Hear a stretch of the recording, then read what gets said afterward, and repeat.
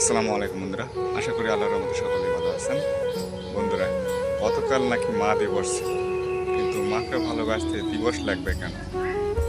মা একটি ছোট্ট শব্দ, কিন্তু এর মধ্যে লুকিয়ে থাকে পুরো একটা জগৎ।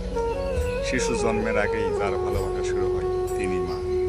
ঘুমিয়ে না ঘুমিয়ে, খেয়ে না খেয়ে দিনের পর দিন যিনি আমাদেরকে আগলে রাখেন, তার জন্য ভালোবাসা কি কেবল একটি দিনেই সীমাবদ্ধ থাকতে পারে? আজকাল আমরা অনেকেই মা দিবস পালন করি, সামাজিক যোগাযোগ মাধ্যমে ছবি দিই, পোস্ট দিই, তা নিঃসন্দেহে ভালো। কিন্তু প্রশ্ন হলো, এতেই কি ভালোবাসা পূর্ণ হয়?